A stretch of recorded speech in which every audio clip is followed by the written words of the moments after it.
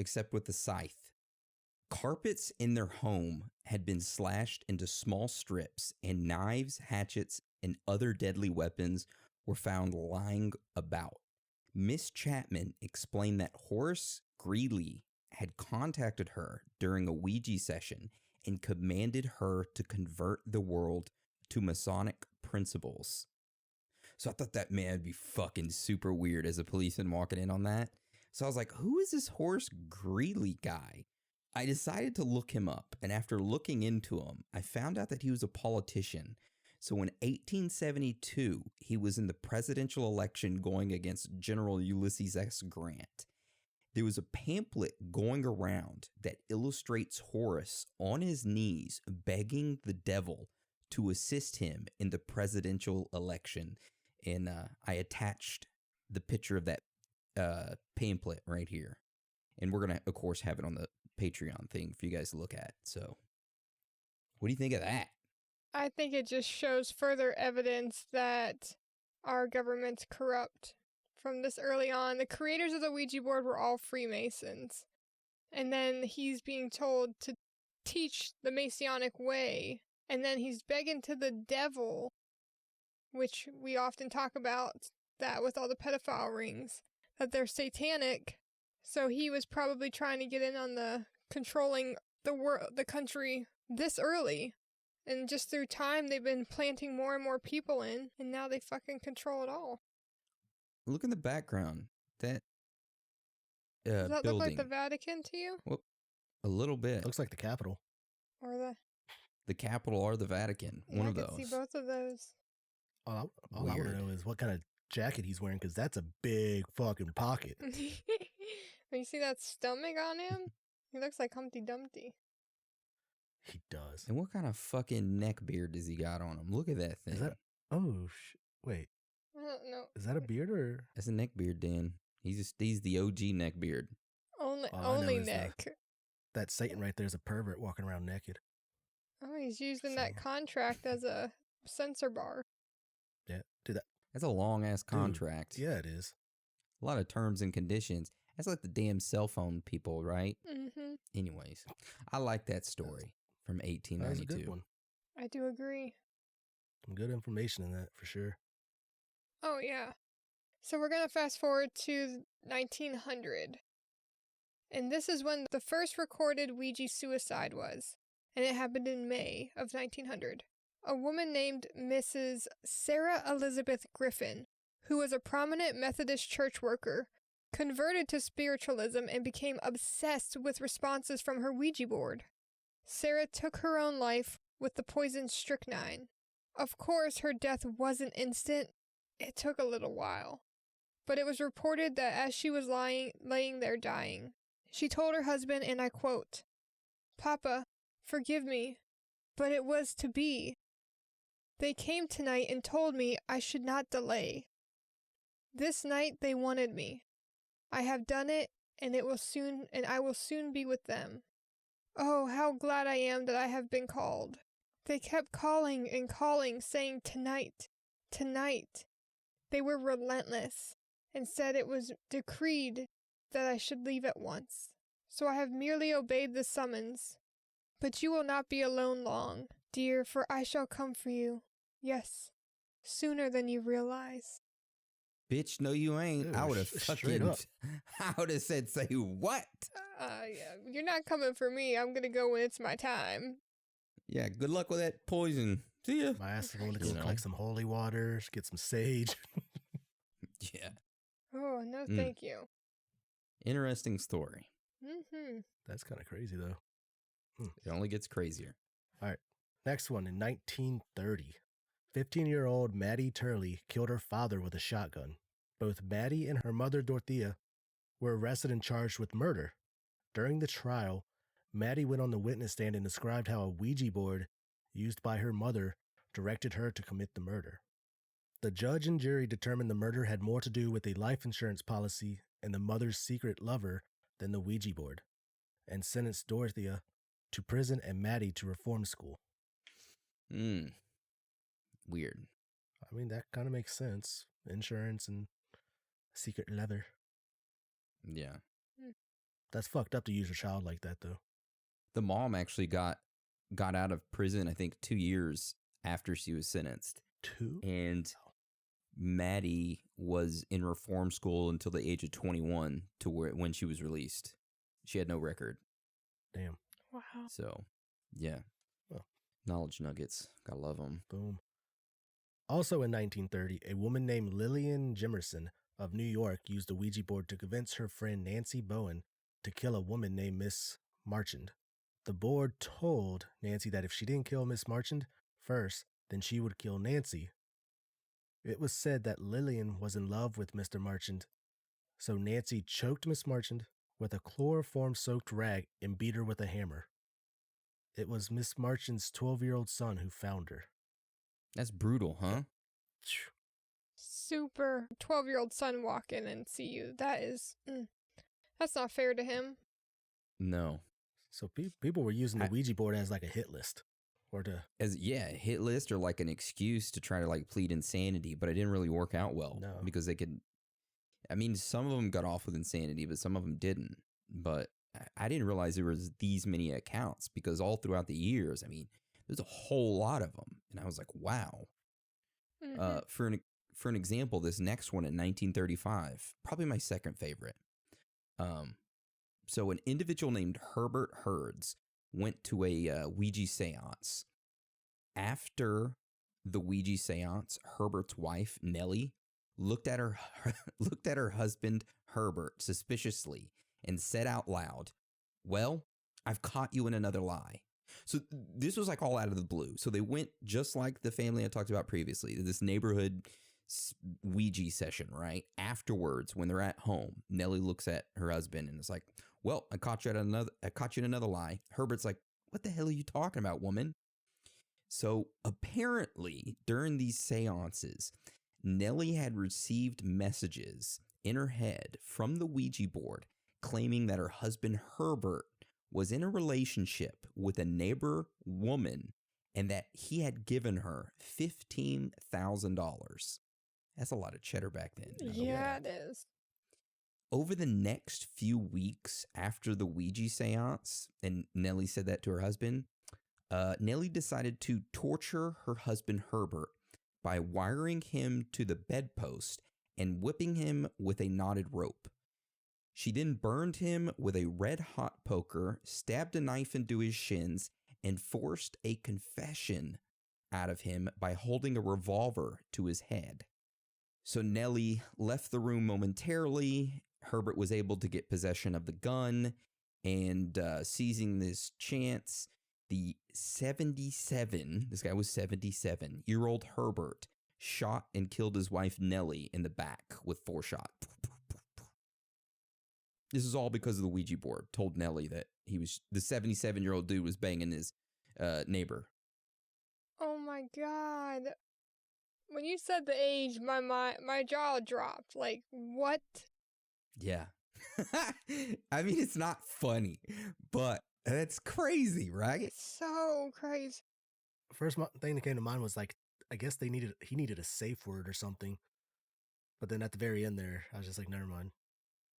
Yeah, you know how she got him tied up was that she was probably like, "Let's get freaky," and he's like, "Oh fuck yeah!" She's like, "I'm gonna wire you to the bed," and he's like, "Okay, I'm down. You know, I'm cool with that." 77-year-old, got to get some excitement, I guess, some way. She starts whipping him with a knotted rope, and he's like, "Okay, this is a little much." She starts burning him with a red hot poker, and he's like, "Okay, I'm done. She gets out a knife, starts stabbing him in the shins. He's like, "What are you doing?" You're way more kinky than I remember, Nellie. Yeah. It's like, what book have you been reading? The Ouija board told me to do this. Thought you might like it. Ooh. That's crazy, though. Yeah. The cojones on that wife, though, to just go savage and say, "I'm going to get the red hot poker on him." Like, how long is she with him that she could just so easily do all those things to him? It's sad. I feel sad for Herbert. She had to have been younger. Yeah, because I don't know. You think a 77-year-old woman could do that to a 77-year-old man? I can't imagine it, but I'm sure it had to have happened. I'm imagining if she thought he gave the neighbor, what was it, $15,000 back then Yeah. He had to have a lot of money, man. And she had to be like a younger woman, 40s, 50s, how those older guys rolled back then going after the younger women. It's Just a good saying, observation. That's true. Oh. Mm. Well, we'll move forward a little bit to 1949 on August 10th. The Washington Post reported that a boy in Cottage City, Maryland, began to display unusual symptoms after his family experimented with a Ouija board. Odd manifestations occurred in his presence, the shaking of his bed and the sudden movement of room furnishings from their usual positions. A Catholic priest came to their home to try and treat the boy, but nothing worked. So then in 1971, William Peter Blatty wrote a novel about this incident. It quickly became a bestseller and a movie blockbuster followed. Guess what its name was? The Exorcist. Ooh. Ooh. Mm-hmm. Ooh. Damn, Ouija board strikes again. Strikes Hollywood. That's crazy. Yeah. So then in 1990, 6 U.S. military analysts from the 701st Military Intelligence Brigade at Augsburg in West Germany deserted their post after a Ouija board convinced them that the end of the world had come. No, I bet they got reprimanded pretty well. Yeah, I heard that they like abandoned their posts. They all found like a broken down car, got in it, fixed it temporarily to get them where they were going. And that they ended up finding the 6 individuals kind of far away, but how they spotted them was from that vehicle. It was all fucked up. But they believed that the apocalypse was about to happen and everything. All of them were freaked out because of the Ouija board. Oh, man. All right. Then our last one in 2009 that we have. 3 Colombian teenagers used an Ouija board from an online website to help them summon demons. Yes, they have Ouija boards online. That's crazy. Shortly after being unsuccessful in the summoning, the 3 girls started to suffer from random blackouts and behavioral problems. Their school canceled classes when one of the girls started speaking weirdly in a very deep man's voice, which caused terror among classmates. All medical tests were negative on the girls, and the doctors placed them under psychiatric review. The head of the school was somewhat skeptical, commenting, "We cannot rush to say things that are not. We will review the medical examination of each child and discuss the cases independently. We want to find a solution to the situation because there should be no alarm where it should not be." There is no mention of which website they visited. Man, I tell you, if I was in that class and a girl started speaking in a deep man's voice, no way. I'm out. So that's just some stories throughout the years of timeline, but that is not by far anywhere close to the amount that's out there. That we just picked out some of our favorites throughout the years, and that's not the end of the strangeness, because we're going to hop into strange facts and findings. And there's a lot more weird things about the Ouija board that we haven't even touched on. Starting off with the first bit, we're going to go over some authors, which I found totally weird. I just thought it was one author claiming a Ouija board, but there's a fuck ton. Okay, so we're going to go over a few. Between 1913 to 1937, during a 24-year period, author John Howard Curran said that she channeled an entity. Yes, John was a woman, okay, named Patience Worth through the Ouija board. This entity helped her produce 6 novels, 2,000 items of blank verse, and hundreds of pages of poetry. The author wrote so much that she had her own magazine devoted to her, which they named after the spirit, which was Patient Worth's magazine. So that's the first writing claim, and there's a bunch more. Do you think that this woman was a firstborn child and the dad just really wanted a junior? And he was like, "I'm naming you John." Yeah, I'm not even giving you a girl middle name. I'm giving you John Howard. What an interesting name for a woman. Okay. Yeah.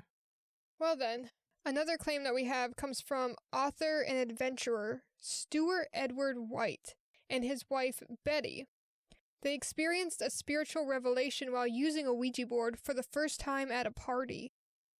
Together, they continued their exploration, and Betty subsequently reached an altered cognitive state in which she claimed to communicate with entities named the Invisibles. Through these communications, Betty relayed the entities' religious doctrines and special techniques to teach humans super consciousness and higher awareness. Stewart wrote 3 books regarding these experiences: The Betty Book, Across the Unknown, and The Obstructed Universe. The books attracted many followers, inspiring him to write several more. Betty continued to speak to Stewart even after her death, through their friend and psychic Ruth Finley. What do you think of that? The Invisibles entities. It kind of reminds me of the hemisync when you're talking about the different level of you go down and you eventually, consciousness, where you meet these beings. Man. Yes. You know, what's really interesting too is that if you're watching all these TikToks and they're talking about exposing the fact that we're living in a hologram, the documents that I've used in that were those CIA documents. So it's super interesting that's all coming out now.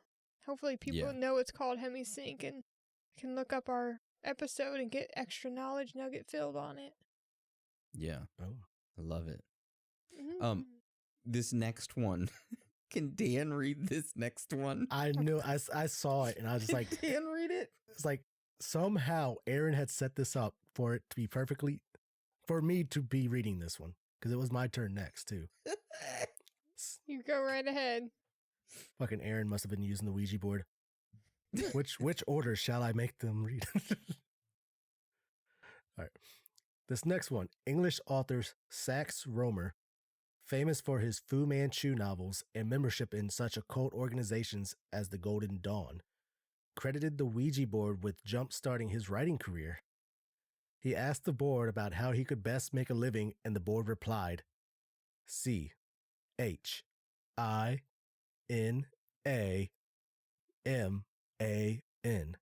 Yes, people. That spells Chinaman.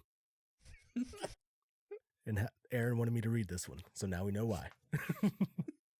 This was enough to inspire a long and profitable career, and it brought him fame, riches, and the freedom to travel the world. Had he consulted the board further from the casinos, because he lost most of his fortune in Monte Carlo. That's a good one. Chinaman. You read it the best, like Dan. CHINAMAN.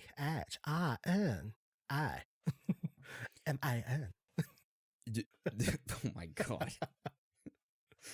Chinaman. This next one, I did not know this. And this one, I was like, whoa, that is weird.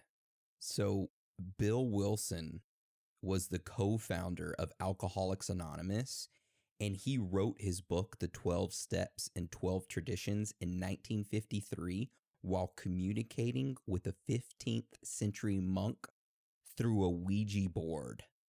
Isn't that weird? And to add to this strangeness, Bill Wilson and his wife had a specially designed spook room in their house where they invited visitors to participate in group seances. Isn't that weird though? Like the 12 steps and 12 traditions that they all talk about in Alcoholics Anonymous. I've never been to it because I don't drink. Alhamdulillah.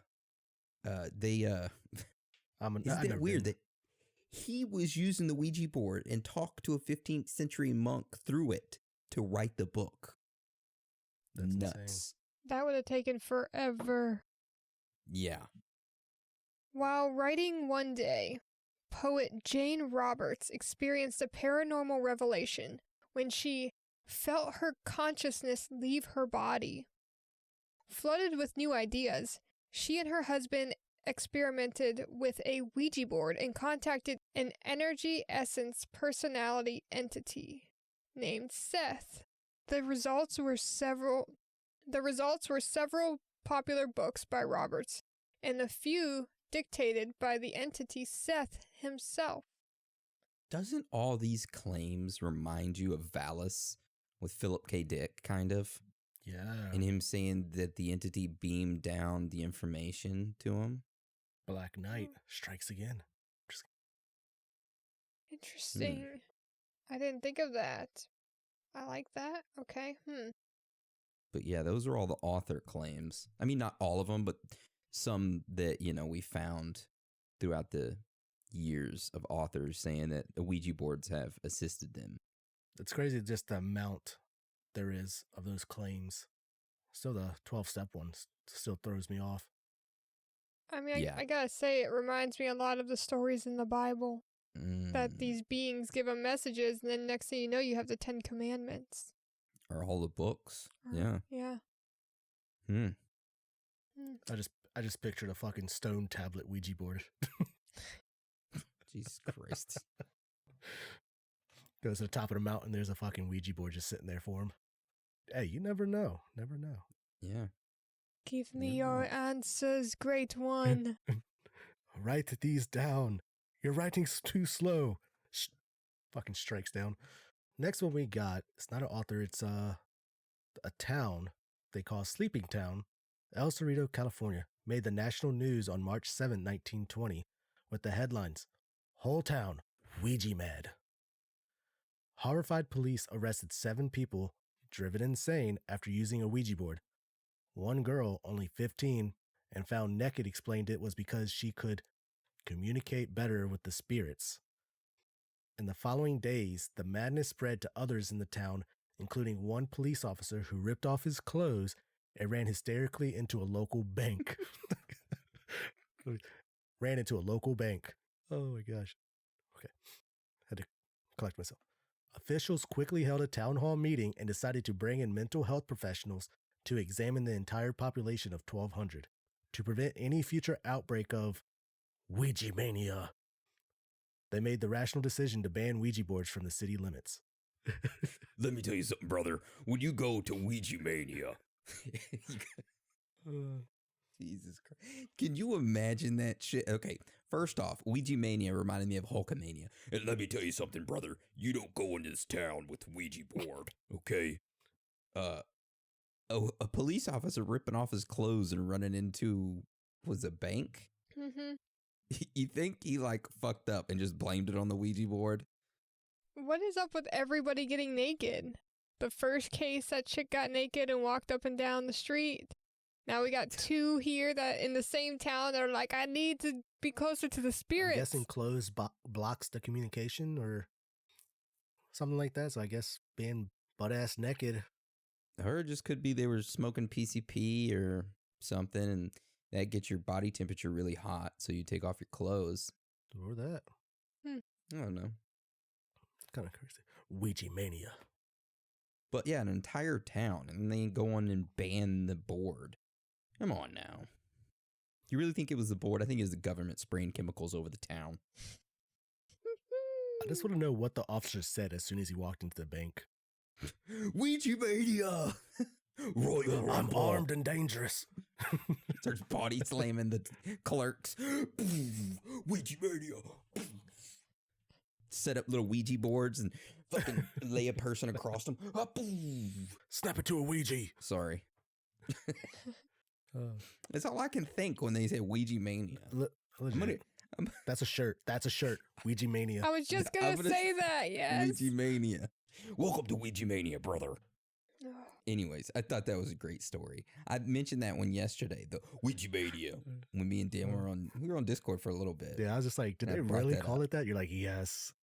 Oh god, that was great. So Iris Maloney won $1.4 million in the California lottery after picking the winning numbers through her Ouija board. So, supposedly, that's what she says. You know? At least there's a good story that came out of this so far. Yeah. Do you think she had to sell herself to the devil at all for that? Should have been for more money than that. Just saying. Well, just depending on what year it was. That's true. $1 billion. $1 billion. All right, I know you're into the Beatles. You want to get this next one, Anna? I would love that. So in 1969, a British film crew followed John Lennon and Yoko Ono for 5 days to make a documentary for the television daily news program. One segment of the documentary has John and Yoko in bed, and John is opening packages and fan mail. So both of them started laughing when John started reading a letter from a fan, and it said the following. Dear Mr. Lennon, from information I received whilst using the Ouija board, I believe there will be an attempt to assassinate you. The spirit that gave me this information was Brian Epstein. So, of course, we all know that John Lennon was assassinated in 1980. Well, looking up Brian Epstein, we found out that he was an English music entrepreneur, and he managed the Beatles from 1962 until 1967, and he passed away from an accidental overdose. Man. I mean, even receiving that message, he still wasn't able to avoid it. No. Nope. Damn. Do you think he took it seriously? Probably not. Dude, John Lennon? Yeah. No. You think that Brian Epstein was in that room when John Lennon was opening up the notes, right? Ooh. And he read it and started laughing, and that Brian Epstein was like, God damn it, he didn't take it serious. I'm going to try to communicate some other way. Let me get into Yoko Ono. And that's why she was acting all crazy throughout the years. Because she was getting messages saying that he would be assassinated, and she didn't relay those to John Lennon, and then he did get assassinated, and that's why she's really weird now, because she's puts all the blame on John Lennon's assassination on herself, because she was getting spirits contacting her, telling her it would happen, and she didn't act. Do you think it's weird that she took a picture of Lennon's glasses after he had been shot? What? Yeah, I'll send you a link. I actually just saw it on Reddit. So she took a picture of the glasses. It's got blood splatter on it, and it's got like the city as the background. Now you want to be my lover. You gotta get with my friends. Making it for easy. That's the way it is. What do you think about that? Well, you know how I feel. Wait, who was singing that? Was someone singing that earlier? My friggin', what the hell? My thing in my kitchen started playing that, whatever the hell it's called. Yeah, that's a really weird Why would she take that picture? Just so you know, Aaron, you freaked me out a little bit. Because I was singing that song in my fucking head for some odd reason, and then you started singing it. It's because you were connected. Scared me for a second. So I think it has something to do with Yoko Ono being an artist and seeing a story behind that picture in itself.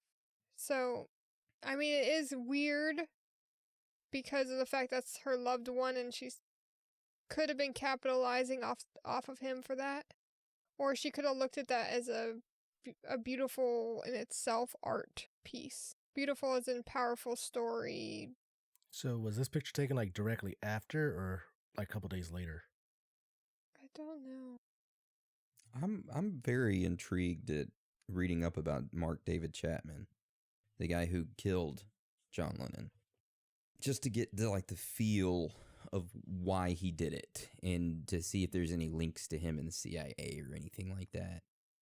Well, I know that there's a theory that the Beatles were a part of MK Ultra, and that there were some declassified CIA documents about it. Yeah, I don't know when she took those pictures of his glasses. It's weird. Yep. I thought so too. All right. Let's say interesting fact and strange fact and finding. I do Thank agree. you for that. You're welcome. So yeah, like we mentioned, in 1966, the Parker brothers bought the Ouija board from the previous company for $1 million. And at the time, that was the most a game had been purchased. The most a game had been purchased for. Also, another fun fact, after it was purchased, the Parker brothers moved the Ouija production from Baltimore to Salem, Massachusetts. Of course, with Salem, Massachusetts, we all know about the Salem witch trials and all the weird occurrences that happened or happening in that town. So, just a little knowledge nugget. It's very fitting for them to go there. That's for sure. Yeah. I wonder if that upped the sales. I don't know. Probably. You think that like the energy that town produces just from its past helped the Ouija boards in connecting with spirits. I don't know. Hypothesizing maybe when they're made, a spirit attaches itself to each board, and maybe they weren't getting good enough spirits being attached or many from Baltimore, so they decided, hey, let's go to fucking Salem where they hung and burned witches. There's a lot of spirits out there. I don't know. Just a hypothesis. Evil ones too. A theory. A lot of unrested spirits. Yes. I mean, they did call it the Ouija witch board in one of the articles, I think, right? Yep. So it fits in. All right. So our next strange fact and finding. During the Civil War, you weren't looked at strangely for pretty much wanting to talk to spirits. With many loved ones going to war and not coming back, it was a way for people to try to get a hold of possible passed over family members and loved ones during that time. This was due to the lack of pretty much IDs on fallen soldiers during the war. So since there was no way to identify who they were, the bodies of the fallen could not be returned to the family. So the main question that seemed to be asked during that time was, my dad went to war, why hasn't he come back yet? Which is pretty sad, and that makes sense. Yeah. Then it's like, when did the transition go from being okay to be spiritual to now, well, we're coming back into it being okay. But it was looked down upon, it was approved, looked down upon, and now it's becoming approved again. Everything works in cycles. It's like, yeah, because it looked like it was helping people get in contact with past loved ones, and then all of a sudden, next it was people being possessed and being told to do crazy things, and then now it's back to you're able to communicate, I guess, what's the word I'm looking for? Peacefully. So who knows when they'll switch back to negativity. So during the Victorian times, the Ouija board broke a lot of rules. It was a time where you weren't supposed to be alone with the opposite sex, and you weren't supposed to be touching either. Now, the Ouija board was built so you would put the board on your knees, and then your fingers would touch. So it became the ultimate date game. Let's summon some demons and get fucked to hell. Good times, good times. That's my kind of date. Just kidding. I stay away from those demons. Oh, God. So this conclusion comes from the original directions that would say, for best results, use with 2 people, lady and gentleman preferred. This is why many men end up buying this game for women. They wanted to go all E.T. and touch fingers. E.T. go home. Nice. That's pretty crazy, though, that they actually try to use it as a romantic game to, I guess, bypass the whole, oh, you're not supposed to be alone with opposite sex, don't touch them. But, oh, let's play this game. It's okay because it's a game. Yeah, touch my finger. Sexual. I like that. That's funny stuff right there. If it worked out, 2 people that actually end up liking each other, falling in love, they let their guard down, like their spiritual guard down, and that's when the demon could actually come in and possibly possess them. Like Aaron's looking at me right now with that. That is a pretty fucked up look. It looks scary. Like you really could murder us. As he holds it. Aaron's just like, Dan, shut the fuck up. I'll just look the other way. I won't look at you. We cannot make eye contact with him. I think he's possessed. No. It's that fucking mint Ouija board he has. Mystifyingly fresh. All right. So I think we have one more strange fact and finding until we move into theories, right? Correct. All right. So, President Grover actually received a Ouija board actually as a wedding gift, and there's a little. I'm guessing you, right, Anna? You linked this article in here that kind of tells about that he received it as a gift, and they called it a witch board in this. and kind of just described what it was. But Grover actually wrote back the person who left it for him as the gift and said, "Dear sir, I acknowledge with thanks the witchboard, which you sent me as a wedding present. I accept it as evidence of kind feeling and friendship." So he admires it, but I can hardly think that I shall immediately test its power to disclose the past and foretell the future. Yours very truly, Grover Cleveland. Yep. So that wraps up our strange facts and findings. So let's move on to theories. All right. Our first theory is the spiritualist theory. In this theory, it is believed that the Ouija board messages come from forces beyond our control. You contact or channel these entities through the board, and that they are discarnate spirits, ghosts, or other ethereal beings who have a purpose for contacting the living.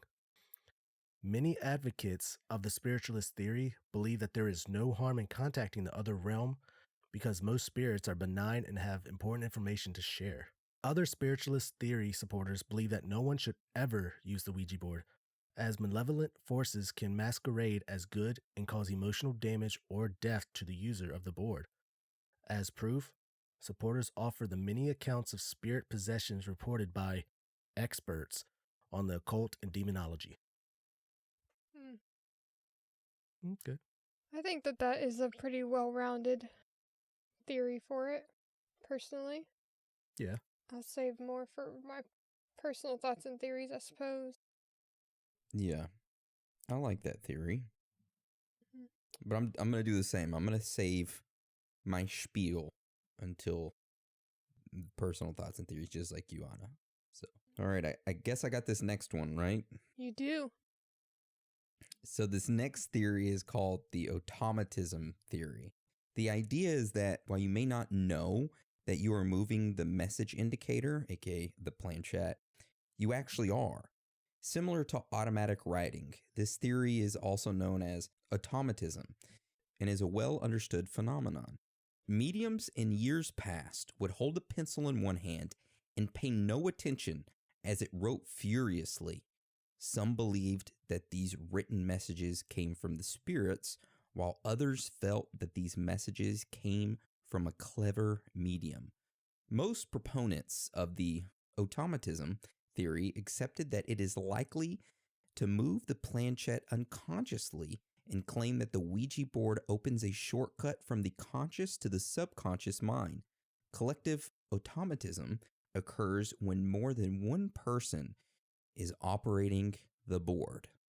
What a fancy name for a theory, huh? Indeed it is. Very. Even though I did say automatism when I first read it. That's how I would have read it over and over again. Automatism. Oh, Tom. Automatism. Automatism. Dun, dun, dun, dun. So that seems like the more like the scientific realistic kind of view, right? Not the spiritual. These are spirits we're talking to view. So, okay. Yeah. So that's the denier view. Yes. And there's one little mini third theory that's called the autosuggestion theory. This one is where participants unconsciously control the movement of the glass or the pointer. The combination of the random and minor spasms of the muscles of the participants is what drives the pointer in a random direction. It's very similar to automatism. Sounds exactly the same. That's Pretty what I'm much. saying too. It's just like muscle spasms that are the difference. I guess. Yeah. Hmm. Yeah. A little odd, but okay. Yeah. I personally lean way more towards the spiritual. I mean, actually I put all my eggs in that basket. And for me personally, I was super against us, and y'all can all give me hate for this, all the listeners. I was really, really, really against us doing a Ouija board, like, demonstration, because I do not mess around with evil entities, And I believe that Ouija boards, when we're younger, are nicer to us because we're naive to what we are capable of. And the more awake you become to this world and karma, if you go and purposefully mess with a Ouija board, your spirit guides are not going to help you as much. Because now you're purposefully going into the situation knowing that you can very easily communicate with an evil spirit. And so your consequences are way worse as you get older, or the more awake you are. So for me, I avoid anything that gives me evil vibes. And Ouija board does that 1,000,000%. My life is going pretty good right now, and I did not want to bring any bad juju with a Ouija board in. So. Yeah, we had a plan where we were all going to fly out to your house and use the Ouija board. I wasn't having any of that bad juju in my place. That was struck down.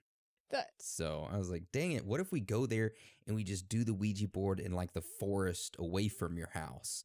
And that was struck down. There's two things that I've been extremely passionate about on this show. One was the Hopi episode being a regular episode. Two, us not doing anything Ouija related. I was accepting of the episode discussing it, but if you would have brought out anything other than a goddamn mint thing, I would have been like, y'all doing this episode by yourself today? I have a wonderful night.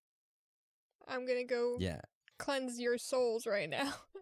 I have a little mint canister that has a Ouija board outprint on it. But what Anna doesn't know is that I actually bought one, and I'm about to break it out, and we're about to test it. So. And what else she does, that we are actually on her balcony right now, about to knock on her door for her to come out and, oh yeah, we're about to do the Ouija board. Dan's got a green screen behind him, and why do you think I turned the lights off to my room? Ooh. You know what, you guys? I'm in the hotel room that's right across the street from you. It's okay to be out of this world with your thoughts, because y'all are definitely alone. Bye, bitches. I'm just kidding. I'm just kidding. No. Eventually, we will do something like a Ouija. I would like to do something with like a Ouija board, but I know that you wouldn't be game for it, Anna. So most likely, I'll probably be doing it by myself if Dan decides to peace out on me as well. I wouldn't mind doing it, as long as we have a way of protecting ourselves from evil spirits. So I'm guessing doing it out in the middle of the woods is a no at nighttime. No, if we have like some some sage candles, make a big star, upside down star and thing and all that, we'll be safe. We can go out with a tent in the middle of the woods, sit inside the tent with some candles, put the Ouija board in the middle, and at 3:00 in the morning, we can do it. 333? Might as well. You guys. Are you inviting me some Brokeback Mountain stuff? We got to share a tent afterwards, dude. And we'll only bring one sleeping bag, and it's extra tiny. Oh, you know what they say. If the tents are rocking, don't come a knocking. Let's go. We got to remove clothes to make sure we get a good spiritual connection. Yeah, gotcha. Of course. All for scientific. Yeah. I would say, Dan, that there's not really a way for you to guarantee that you would not come into contact with evil spirits. Yeah, that's the thing. Like, I want to, but if there's a way, I will try to find it. Then I will possibly try it. But if not, I'll just have Aaron protect me. Aaron, that fucking face, you go take it somewhere else. You are a creepy motherfucker in the dark. Sorry. Okay. All right. So I guess we kind of like roll into personal thoughts and theories. I mean, you already kind of touched on yours. Is there any more stuff or anything more you want to add to your personal thoughts and theories with this Ouija board, Anna? I mean, I think just like any other psychic thing you have today, you have people who were legit and people who are just trying to make money. Even the creators of the Ouija board were businessmen. They didn't care about if it was actually a mediumship tool. So I think it's all real.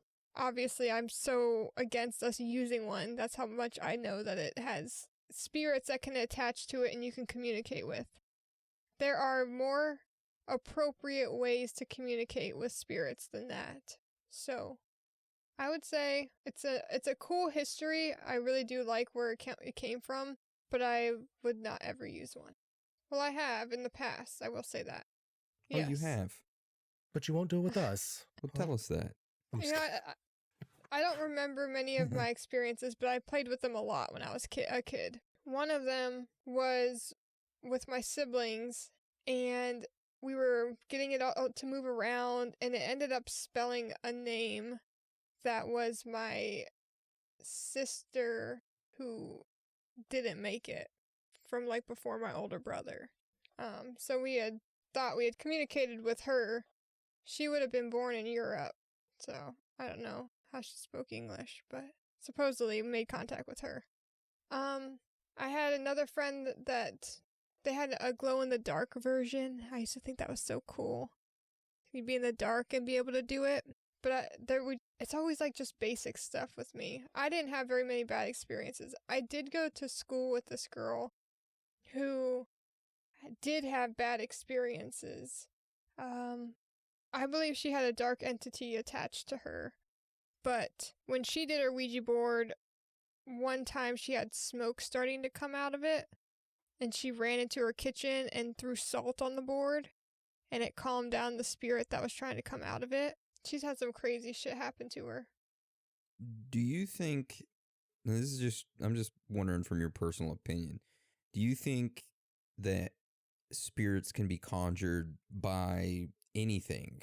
Like, it doesn't have to be a Ouija board, that people just have this thought around, and the Ouija board has this like notoriety and stigma attached to it, where people are like, oh, okay, it allows me to communicate with the spirits better. But in reality, you could do it with anything, whether it be just sitting there on your own in a piece of paper, or you just by yourself and you talking out loud. Do you think you think people could do that get the same results without a Ouija board? 100%. I think that when you're trying to learn something new, it's easier to have a tool in which you're using to focus a communication with. When you're sitting at home trying to meditate and you have all the thoughts of your day coming in your head, it does make it way harder to hear those spirits. I don't know why more specifically negative spirits attached to the Ouija board besides the unknowing participants. But if I were to sit in my room and meditate, I would never think of the fact that I'm about to meditate into a negative spiritual realm. I'm always trying to connect to good. And so because my intentions are always trying to reach a higher frequency, I believe that that's why I would draw in more positive spirits. But if you go to do a Ouija board, you're like, oh, Janet, we're going to have fun and fuck with the spirit tonight. And you go in with it being a game versus trying to connect to raise your vibration, if that makes sense.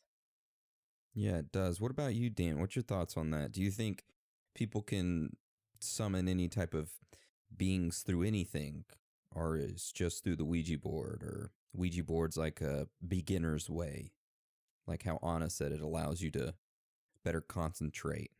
I would say it would be the beginner way to get in contact with spirits, and the fact that a lot of evil spirits come through it is, you think they treat it as a game. Because like you can use anything, like I'm pretty sure you could find other ways to contact spirits, but this is just an easier way for them to communicate, for you to open that spiritual door to them. And when a lot of these people go to use the Ouija board, they're not looking for, anybody specific, any spirit. They're just wondering what's on the other side. And of course, the evil spirits, I believe, are always wanting to come to this side to possess someone, take over someone, just to cause chaos. So they're always at the ready. So all these people doing it, they're not prepared for what's is possible to come through that door when they open it. And that's when I think a lot of bad shit happens. Now, during the Civil War and all that, when they were looking to try to find out what happened to their, say, father fought the war, didn't come home, they were looking for a specific person. They're trying to find out if my father is over there. And I get that.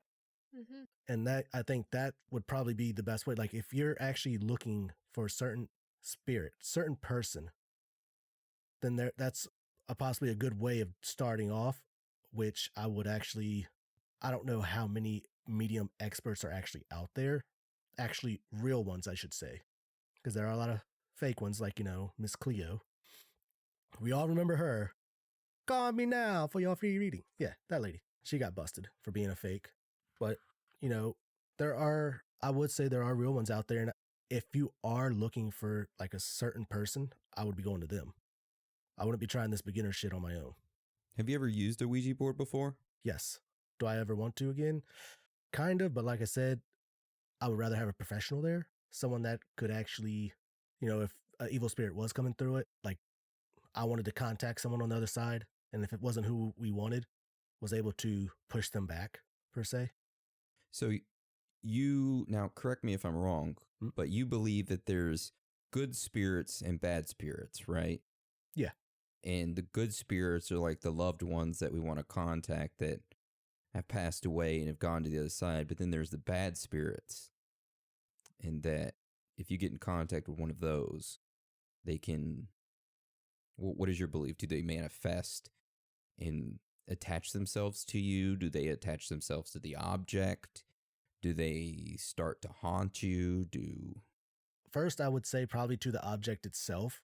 And the more you use that object, the more of connection you make to them through that object, to where that their negative energy connects to you finally. To where then they now manifest and they cling to you, pretty much sucking all the positive energy out of you and only expelling negative. Do you believe the same thing, Anna? Well, I definitely think entities connect to objects. I know just from my own experience, when I go into an antique shop, I want to touch things. It's... Oh, kind of like how you mentioned on the Q&A episode, how you told about the little doll you purchased. Yes. And you think a Hopi spirit was attached to that. Yes. Definitely have... I mean, the way that my body reacted to it made me think that there was more to it. But if I go to Egypt, I'm going to want to touch the pyramids because I will feel the history of there. I mean, if I go anywhere historic or see something that has, like I have $1 from like 1935, I believe. And I collect coins, and I look at these, and I hadn't done it in a while, and I did this, and I actually cried because I had this moment where I hold my money, and I feel the history of where it came from. That this dollar could have been something that helped pay that person's mortgage, or been able to get them the food they needed during the Great Depression. I mean, like there's so much that's attached to these because energy just sticks to it, and I just sat there and appreciated my coins for a minute, and it made me cry because I just felt like so much in it. So I believe that things do attach to objects, so the Ouija board could be where you start, and then it ends up, like Dan said, you keep using it, and it starts to connect to you stronger and stronger until it becomes a part of you.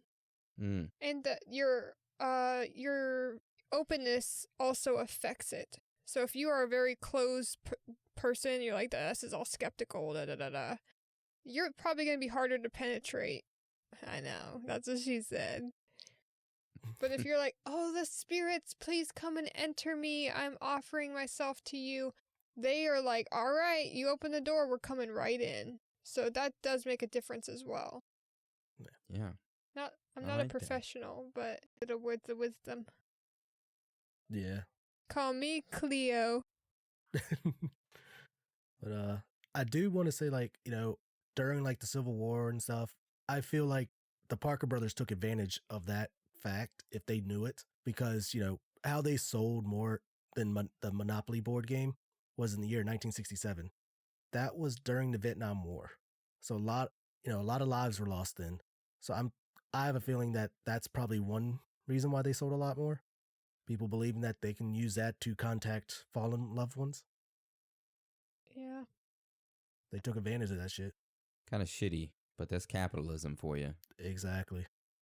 Plus, you Yeah. might not want to play a game that's all about you having money if it's hard to have money in that time. You're like, I'm going to buy Boardwalk. I don't want to spend $750 on Boardwalk. That's true. I already rage enough when I play it. Exactly. Back then, I'm pretty Yeah. sure I would have broken the game and fucking attacked whoever I was playing. You take this Monopoly guy wearing the monocle. He is wearing a monocle. He always has. Well, thank y'all for sharing your thoughts and theories. Oh, yeah. What do you think, Aaron? Yeah, I'm curious about you. Yeah. Yeah. What do I think? So I agree with pretty much everything that y'all have said on y'all's part. And I think it all comes down to there's this energy that we can't even come to comprehend. And all of us have it. All living beings have a certain energy, and we're constantly putting this energy out, right? Whether it's negative or positive energy. And overall, when we pass away, we will go into this energy-like state, right? And in this energy state, you have the ability, almost like a different dimension, to communicate with the current dimension. And when I say current, I mean the ones where human beings are in, not in this like energy state. It's very hard to explain, but like I got this whole theory in my head of like what it could be. So pretty much you have like 3 layers, like the living dimension, then in the middle, and then you got like the, I guess to say the dead dimension, kind of. Like the restful state of energy, right? Yeah. Energy that's at a restful state and at peace. But in the middle, like you were saying, Dan, there's a state where the energy is not at rest. And this, Like limbo. yeah, like in limbo, and it's free flowing, like the Civil War, where there's, people who got killed in the Civil War could be up in this limbo. The waiting line. So, yeah, I think there's this limbo, and I think that there's negative and positive energy in this limbo, and that, like y'all were saying, the Ouija board is like the beginner's way of individuals being able to get in contact with these unrestful or these in limbo spirits. And that's what ghosts are. That's what poltergeists are. They're these individuals that are stuck in the middle. And it could be, negative energies getting attached to you that are trying to find their way to a restful state, and instead they attach to yourself and they fuck you up somehow. So, Agreed. I like that. yeah. Yeah, it sounds like we're all pretty close to the same page this week. Yeah. It's amazing to be a part of a time where spiritualism is becoming way more accepted and a common practice for a lot of people. Yeah. It's a beautiful time to be a part of. It is. All right. Well, do any of y'all have anything you want to add to the personal thoughts and theories or anything at all for the topic this week? Well, I have a story that Hans told me about a Ouija board experience. It's a real quick one. Ooh, let's hear it. So he has this barn on his property that him and his cousins did a Ouija board on once. And it scared the shit out of them so much. And whatever it was is, he believes, still is in that barn. Because no matter what, no one ever goes alone in there. Because that's how creepy it is. 2, doesn't matter the temperature outside, the barn is always about 60-some degrees. And he's just like, not one of us will ever go in there by ourselves. We don't even joke around about it. So ever since they used it in there, it's had something attached to it. So he won't use a Ouija board anymore either. Looks like me and Dan are going to go solo in this then. We're going to Hans's barn. Oh. Oh, shh. I'm just. Hell no. That actually kind of Yeah. scares me. I don't want to go to his barn. Yeah, I'll opt out of that. Well, yeah, that's all I had. Anybody else have anything? I was gonna say, don't really use a Ouija board if you don't have to. Yes, good PSA, Dan. Avoid it. We're not. Yeah, we're not trying to say go do it. We're just talking about it. Unlike me and Aaron. I'll tell you We're probably straight dumb up, enough. do not use it. In the wise words of Anna, do not use it. Don't try to be funny with it. You can get spirits that attach to you for years. It's not a joke. If you want to get something attached to you in a negative way, go ahead, get a Ouija board. Or play it safe. We only have, like 1 more month left of 2020, guys. Don't get a Ouija board and make it even more crazy. Just like, wait until 2021 before you do anything like that. Or if you want to be risky, go for it.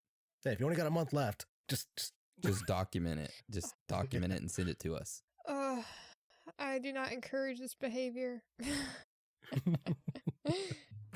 All right, you guys. So I want to thank you for joining us today. And again, thanks for your support. You are all amazing, every single one of you.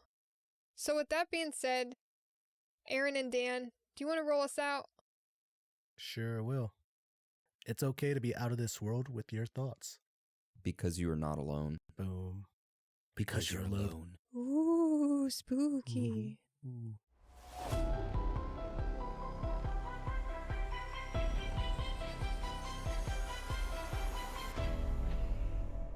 Today's episode is brought to you by Squarespace, a do-it-yourself website builder. Go to squarespace.com/cage, as in Nicolas Cage, that's C-A-G-E, and start a free trial with no credit card required. That's right, no credit card. And when you're ready to purchase Squarespace, just make sure you use the offer code LITERALLY, because yeah, I guess we use the word literally a bunch in this show. So you'll get a 10% discount if you use the offer code LITERALLY. I love Squarespace. Go to it. Fans of gratuitous side boob, you're in luck. We saw barbed wire, so you know what that means.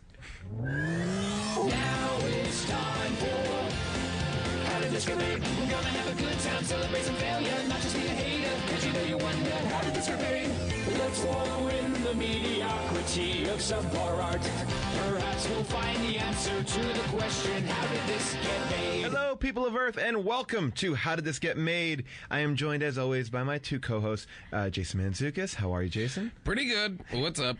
And June Diane Raphael. How are you, June? Good. Hi, Paul. I have a very special guest, a guy that we've been meaning to get on the show for quite some time. You know him from his podcasting empire from NPR. Please welcome Jesse Thorne. Hello, sir. How are you? America's Radio Sweetheart. Yeah, America's Radio Sweetheart. Or have you abandoned that moniker? I don't use it on the radio anymore because I would get these emails from people who thought that someone else was America's Radio Sweetheart.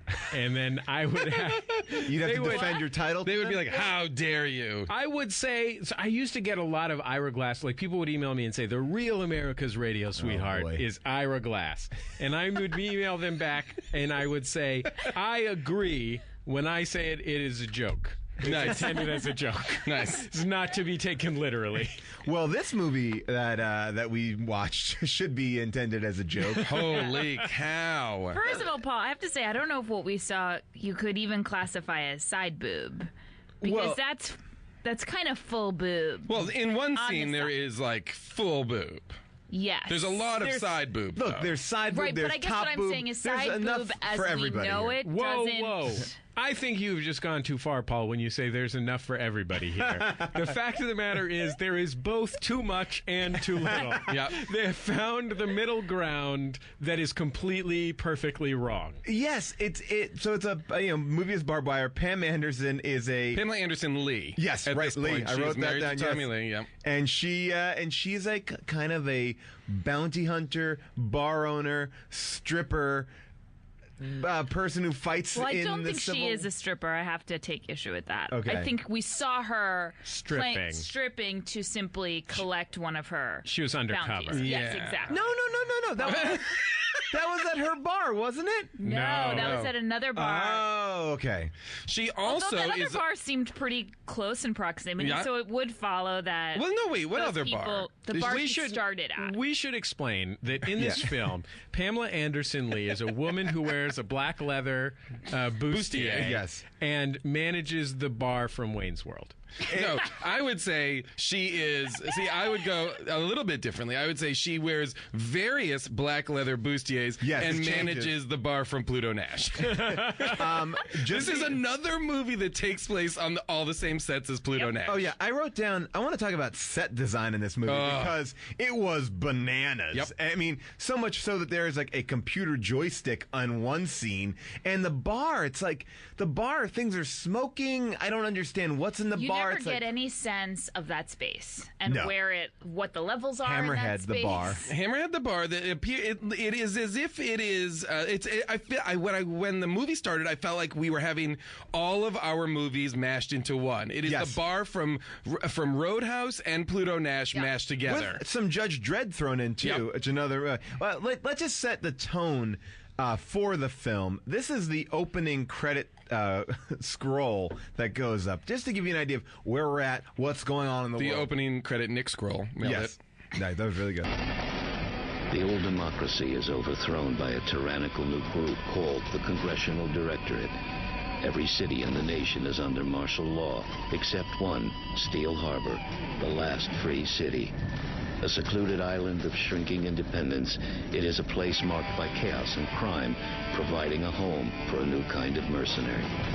And that is the setup, which is then we talked about I know that in the audience you're thinking they just got a golden voiced, voiceover actor to read the text that no, it both crawls across the screen and for the benefit of blind to you simultaneously. Then, not 2 minutes later, Not 2 minutes.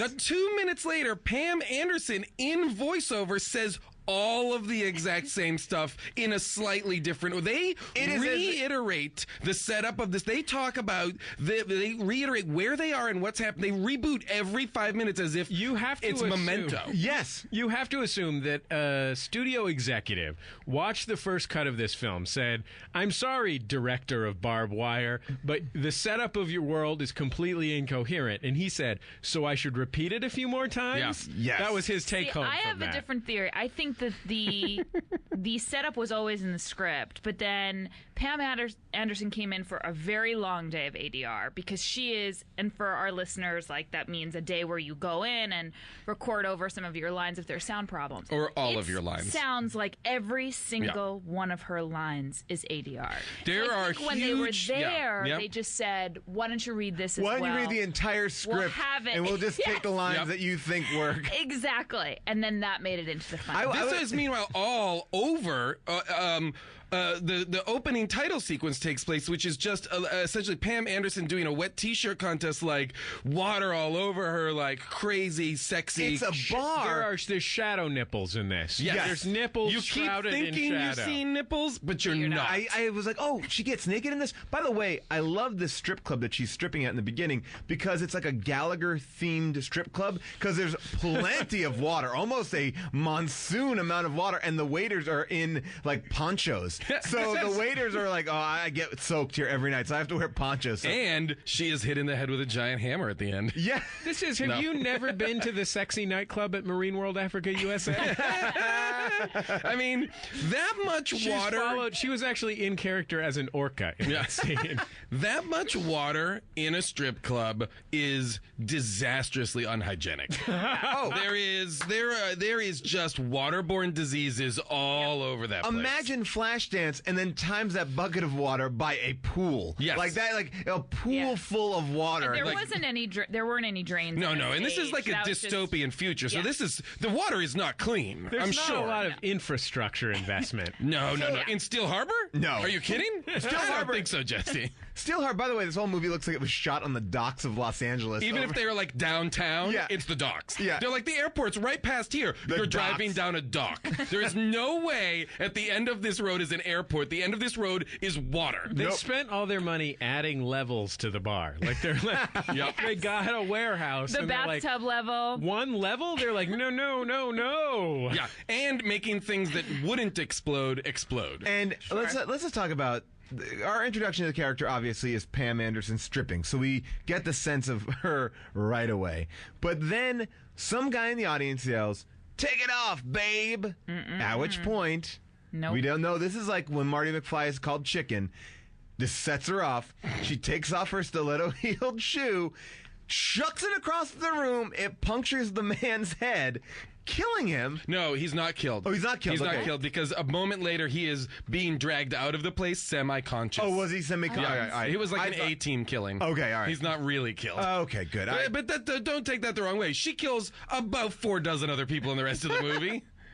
But I just love that her throwing a stiletto heel at a man's head after saying, take it off. That was like, I am dancing. Yeah. I am dancing in water right now. Yeah. You do not do that. Well, what's strange is that her trigger word is babe. Babe. Yeah. Her name Yes. is Barb.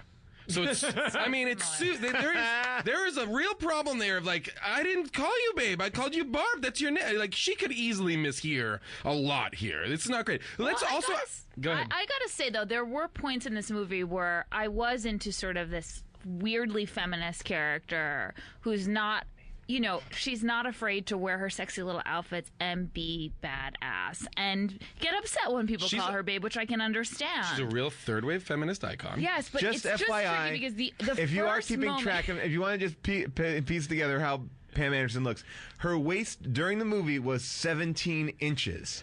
Just FYI, 17 inches. Go ahead, Jim. her waist looks crazy small in proportion to her breasts, which is also happening. But it's she's a flawed character because you do not. I honestly, I looked Because at the she clock. keeps murdering. Well, there's that, but I looked at the clock. It wasn't until an hour and 14 minutes that she has her first sympathetic moment, and that's when. I don't want to jump all over the place, please, but go, her go, yeah. brother dies because of the congressional. Her brother, who looks like a cross between Riggins from Friday Night Lights and A woman. and a woman. Like I was gonna say, between like Riggins and Barb. Like For the introduction of that character whose name is Charlie. Until he was called Charlie, I was convinced it was a woman. I thought it was Katie Sackhoff. Oh, see, I thought it was. It looked like what's her name from the Terminator movies. Linda Hamilton. Linda Hamilton. Can I I thought it ask was you Linda guys- Hamilton. Yeah. Was that Tommy Lee? I just assumed because he was so bad at acting, and I don't know Charlie? what Tommy Lee looks like. No. That was not Tommy. Charlie was played by a That gentleman. was not Tommy Lee. I'm mostly familiar with Tommy Lee Schwanz. Well, you might know this. The guy who played Charlie was Jack Noseworthy, who you might know from Because he's very noseworthy. Nailed it. Yep. Encino. You might know him from Encino Man. Sure. Of course. Fat Girls. And Remains of the Day. Undercover Brother. Here's a serious question about Barb, though. Are we to understand that she became this angry because her boyfriend Axel left her? Okay, well, we Is gotta. that- is okay, that hang the on. origin of We have to her- break down some specifics, I think, for the audience. In this dystopian future, this is post the Second American Civil War, right? Yes. No, And- it's currently going on, I believe. This. Yeah, it's still happening. In Well, I the don't- midst of the Second American Well, Civil sort War. of, because it seems like it's pretty much over. The revolutionaries are okay. like it seems like the revolutionaries have lost. It's their last gasp. Is this Is this Steel thing City. Right. The last free city is Steel Harbor. Oh, I'm sorry. I mean, be cool. Steel Harbor. Anyway, Steel Harbor, 2017. but It's named after the Los Angeles docks. Yeah. Pam Anderson, her brother Charlie, and her ex-boyfriend, what's that guy's name? the Who guy is in Once Were Warriors, Yes, right? he has a very tough to pronounce name. Yeah. It is Axel. It's Axel. His name is Axel in the movie. They were part of like the military on the one side. Tamura Morrison. Yes, who they lost basically. But And basically, can we just talk about the that scene? flashback The flashback is of amazing. Her in army gear, her blonde hair flowing outside of her helmet on askew. Toned down makeup for that scene. slightly. Slightly. But I just love that her blonde hair was just like all about. Like that was not. Yeah. Yeah, I that- enjoyed the jaunty tilt of the helmet. like on the edge of a helicopter, and she's G'day, like, "Where's Governor." Axel?" And Axel doesn't come back, so she loses all hope and becomes a mercenary because her boyfriend betrays her. That was actually the day that they were shooting the Sexy Rebels calendar. So she was in costume for that. It's a And do we fundraiser. ever find out why Axel didn't come back? yeah, he gets into it at great length. Oh. I must have zoned out. I watched this movie, by the way, at a Starbucks on Larchmont. So I watched that whole opening scene. If like, I in walked full into view. a Starbucks and I saw a woman sitting at a table Not even at a watching table, barbed wire, sitting at the bar I would be at like, Starbucks. "This is why LA is the worst city on earth." I would be like, "This I is was the problem." the weirdest lady there ever was. I will say that every time a dialogue scene did come on, I found myself zoning out. You need to- And then yeah, go, I wait, just could've what just listened. happened? And then I realized, after it happened 3 times, like, oh, maybe the movie is just constructed in a way that... Do you know why? That's why every 10 minutes someone tells you where they are in the story. That's why every 10 minutes there is somebody whose responsibility that. I it is appreciated to it. explain entirely what has happened up to this point. I did not follow the film. Yeah, no, no. Thank I didn't you. even know they were brothers. I didn't even know they were brother and sister even, so that was my fault until the end. This is the one thing I want to talk about as a macro point. Oh, yeah. In the very beginning of the movie, Pam Anderson is like rescuing this girl from whatever, and she takes out this like Gatling gun thing, or like a gun with like hooks on it. And the girl goes, "What is that for?" And Pam Anderson responds, "Have you ever seen Batman?" Yeah. And then she shoots the thing, and then she flies up like Batman, like Michael Keaton Batman. Yep. So weird to understand. This is in 2017. Yeah. This is a world in which they are familiar with Batman. They are familiar with Sonny and Cher. I don't want to get into how until later because that's a good reveal. But for some reason, Nazism came back into fashion because they dress like Nazis. Yep. And also 1940s, the hipsters have taken over, Okay, and everyone dresses like 1940s. It's like a Morris Day in the Time video. By the way, because Morris Day in the Time is the opening song, but not them, it's a cover of Word Up, right? Is the opening song that she's stripping Yeah. to? Yeah, they probably It couldn't is. afford it. It's like a metal cover. It's a weird cover of a Morris Day, and I was like, on what planet can they not afford a Morris Day in the Time? So this is mental. Oh, I think that was "Welcome to Planet Boom," written. Oh no, wait, maybe it's a different song. "Welcome to Planet Boom" Can I by ask- Tommy Lee. Can I ask you guys a question That was a Tommy Lee song. that it wasn't until the end of the movie that this occurred to me, and then I was ashamed that it hadn't occurred to me earlier. Jason, I'm not going to stop you because you look like you might flip out if you're not allowed to get this out. Guys, did everybody else know that this movie was Casablanca? Oh, I figured that out, and I was like, it's The a movie direct is ripoff. beat for beat Casablanca with switch her gender as roles. with her as Bogart, and he's Xander got Berkeley and, as- and her ex has married a resistance asset that they have to get on a plane in order to get out of town, and they sacrifice each other's love for the sake of the resistance moving forward. Yes. The entire movie is Casablanca. I mean, and it's almost like scene for It scene is. Casablanca. That's But when I realized it. I was would like, you guys- holy shit. Would you guys say it's like at least like 5 or 10% worse though? Let's not get crazy. Okay. I mean, Not Well, all I know is that We're all the throwing- Sam in Casablanca, played against Sam, I guess would be the DJ who was like, hey, this is a message to So who would- Kelly who got her STD test Who back. would my favorite character, Curly, be? wait, who is Curly? Okay, Kier? so there is Curly is the waiter. there's a guy, a German guy, Yeah, Udo Kier. who has like a face tattoo. that's it. Yeah. And Curly. he wears a wig sometimes. Sometimes his head is shaved completely that was bald. weird. Wait, he wears a wig sometimes? Yeah, he wore Yeah. the wig. Remember he walked in, he wore that there's- wig? What yeah, are there's you a scene where people he's talking wearing. about? Oh, yeah. No! He He wears. never wears a wig! Oh, he comes in, she goes, take that wig off. And he's like, all right. What? And he takes off his wig. How did I We miss must have that? seen a different cut. No. Curly You never- watched it. Okay, well, this might explain Did why you see at one the point Did you he's see the called Starbucks Curly. version? The coffee bean and tea leaf one cuts out The a lot of main difference is they remove the wig and the whole soundtrack is Nora Jones. So who is that character? I'm not that familiar with Casablanca to say. Oh, I don't know who that would be. Yeah, that's true. I'm not sure. So Sydney Greenstreet? She's like No, in this. no. She's in this bar. She doesn't want to leave the bar because of her war trauma. Right. She just wants to, but she supports the bar using Moonlighting. her moonlighting as a bounty hunter. Yeah. Who goes undercover as hookers and strippers? Yeah. She has a Primarily. great VO line where she goes, I had to do a little moonlighting to keep my bar running. Girls gotta do what a girl's gotta do. And I was like, And this yeah, to is keep your amazing. bar running. Well, because that's when Meanwhile, her bar is full of people. All the the bar time. is packed. I didn't understand why the DJ Just both had a chicks making wireless. out with each other? Yeah. I didn't understand what the DJ had a wireless microphone in front of him and then an old-timey regular microphone in front of him as well. Like, I couldn't figure out what was going on. So he can hear himself. One's a prop. Yeah. One is a total prop for him.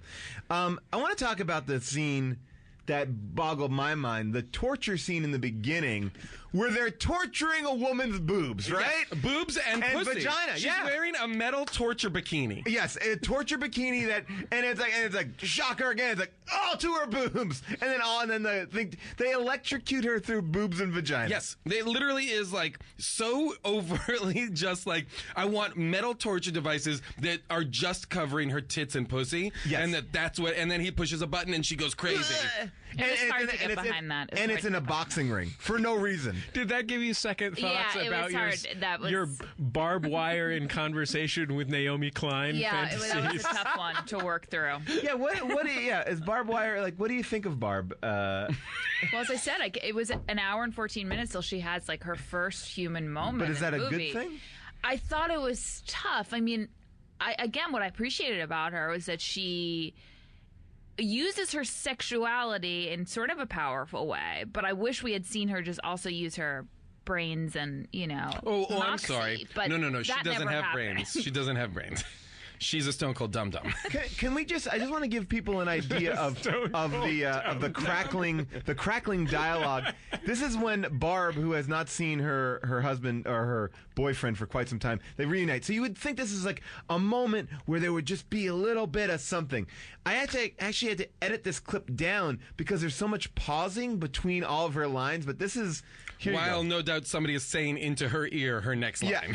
So take a listen. Why waste a good bullet? I thought I told you never to come back. I came here to do a job. The biggest operation I ever signed up for. And I came ready for anything the Congressionals could lob at me. The only thing I wasn't prepared for was running into you. You'll get over it. I did. I wouldn't have come here unless I had to. Oh, I wouldn't be here if I knew you were coming. Oh, God damn it. Now they're making out. Now they start making out. Making out. He's married. Am I interrupting something? Lovely you brought company. Bob, this is my wife, Cora D. How impressive. I'm sure you'll have very strong, smart children. Look, I know this is awkward for all of us. Yeah. And Bob, you gotta know, all I ever wanted back in Seattle was to disappear with you and never look back. The war changed that. The war changed everything. Good one. So that good one. Good. That is, by the way, the pacing of the dialogue too. That's a that's a long time where there's a lot of silence. They had to operate various machinery in the. But what's amazing to me, Pam Anderson robot. What's amazing to me about Pam Anderson's sort of, I guess you would say, tone in this is that it may be because she recorded all of her lines in ADR. She looped in all of her lines in one marathon session where she forgot to act. But it's basically, she uses the same tone, that tone of voice that you just heard is used for every interaction in the film. So there's no difference. No change. She could be saying, drop your trousers and let's go to town. She could be saying, I've got to go to the grocery store. I'm out of yams. And it's the exact same. Which, by the way, though, halfway through the movie, I realized there's something rather brave about that. Because you think it was a choice? I don't know if you think the choice of her being a tranquilizer. If you told me she learned all of her lines phonetically because she did not speak English, I would believe you. I guess what Arnold I'm saying Schwarzenegger is the equivalent. Barb, the character, is so emotionally cut off. That something about it. Something about it. And I don't. I'm telling you, I think she's doing a Humphrey Bogart impression. I've got to. I'm not kidding. Not like a verbal Humphrey, but like he is very measured for all of Casablanca. There is no. You're not. You're not getting anything from him. He's calm, cool, and collected for the whole movie. But this version made her look like she was on tranquilizers. Yes, and that which she probably sleeping. was. Yeah. I mean, it's upsetting because it's almost numbing. It's almost a very numbing, quiet tone. Outside the window. a tsunami. I've got to go to the grocery store. I'm out of I need to get tampons. Tums.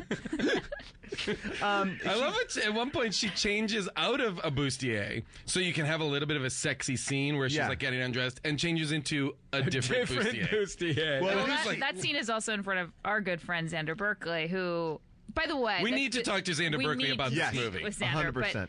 But she's changing behind a screen that's pretty much transparent. It shows nipples. You can see nipples through the screen.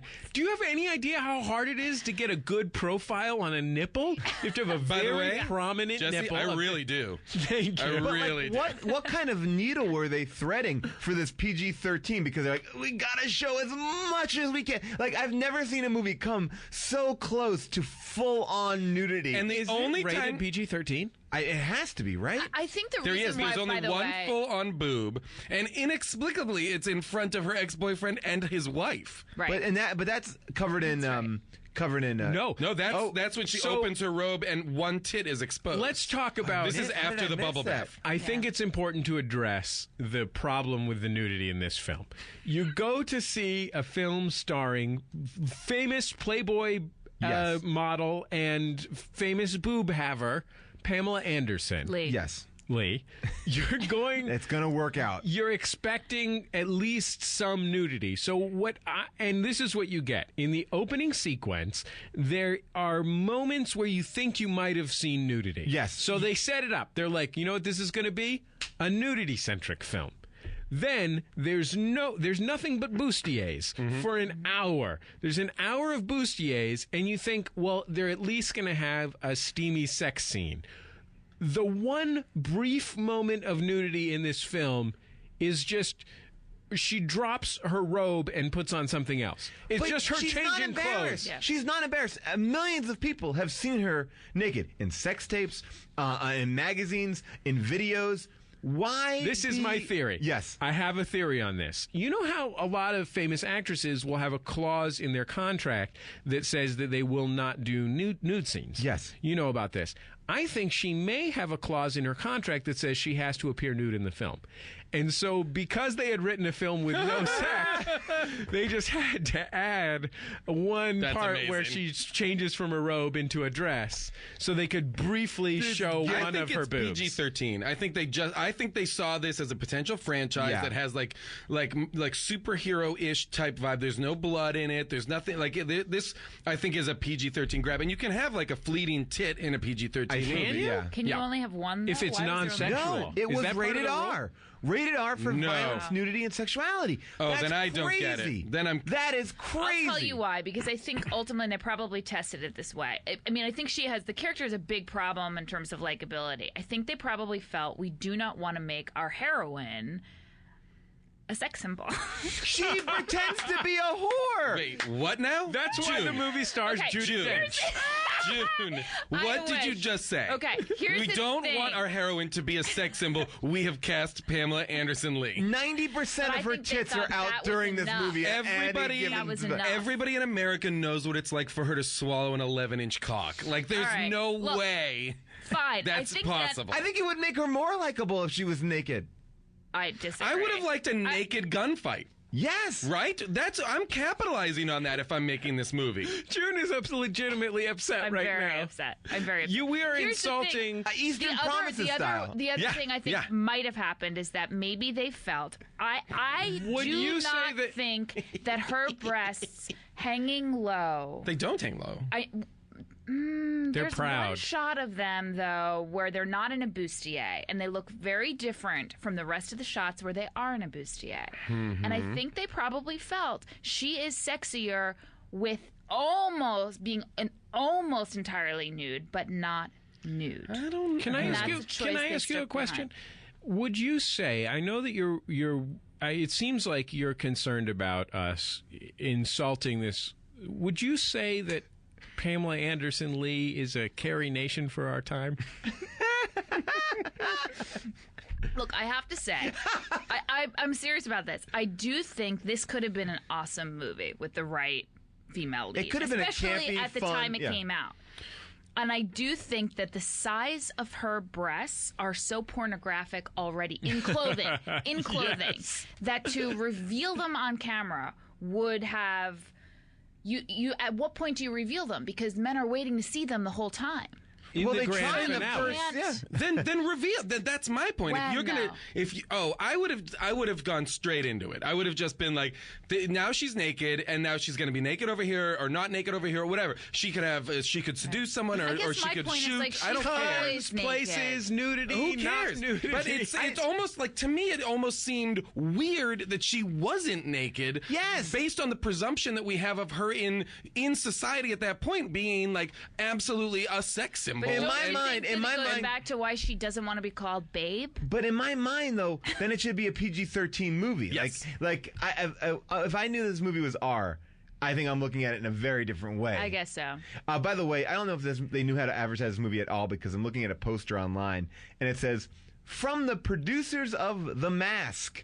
Barbed wire. Like, Wow. are they trying to get that audience in? Like, that's not the. It's like. What is it about this babe thing really perplexed me?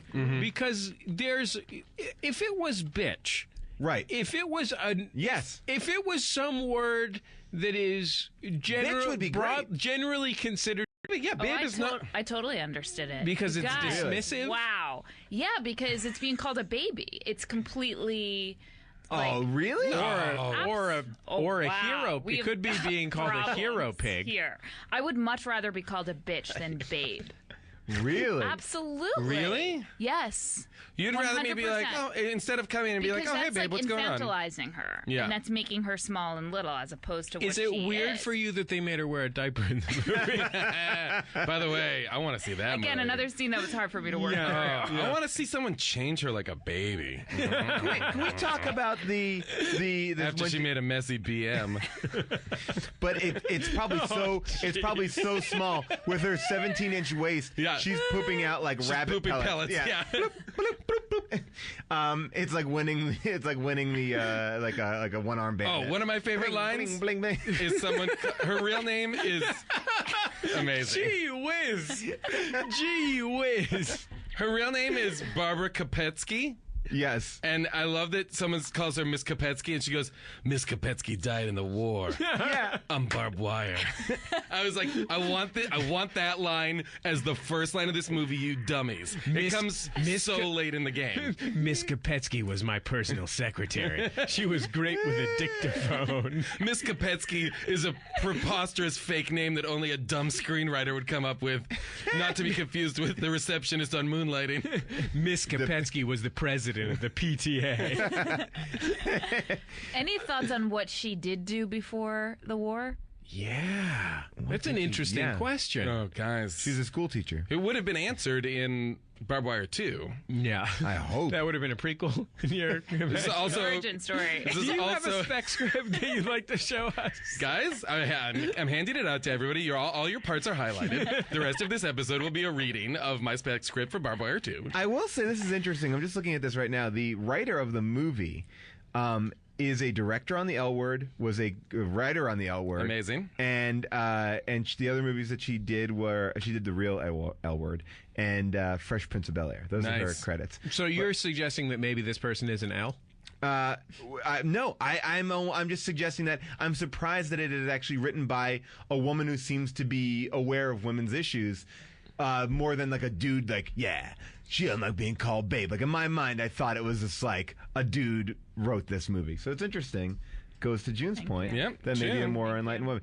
Yeah. Let's And talk. it's based on the writings of noted feminist Andrea Dworkin. Yes, of course. Let's talk about this. I don't know. I keep on going back to this, but when she goes undercover as a prostitute, she God. sees a sweaty fat man walk down the street who's carrying a shopping bag full of porno magazines. Because in 2017, everybody still buys porno magazines. And this guy Everything's back in print. This guy can't get enough. Like he's jerking it to the point that he needs to fill a supermarket bag full. It was too many. Well, he only gets out to the store once a week. The streets are dangerous. Yeah, I guess he's like stocking up. You know, he's got a great pull list. So he's He's like, yeah, make sure I don't want Any of these, I don't want over 50 to sell out before I come in. So put it aside. Put it in the for back. me. I'm good for it. I'm coming in every Wednesday when porno mags come out. Well, he's a very smart guy because when she approaches Hey, the new him, mags are in. Yeah. it was also an aggressive. She's a prostitute. He's not looking for a prostitute, and she kind of approaches him and is like, "Hey, want to do this?" He's like, "Oh, let me see your card." And she has a prostitute card. Yeah, because in 2017, prostitution is apparently legal. And I guess the card tells you if you're healthy. What's He wants nice her about medical it card. Yeah. is that it clearly what's it called again? Harbor City. Steel City. Steel City. Steel Harbor. Steel Harbor. Steel Harbor. Come on, guys. Steel Harbor. Steel So Harbor. the streets of Steel Harbor, well, the half a block that they built and show repeatedly throughout the film.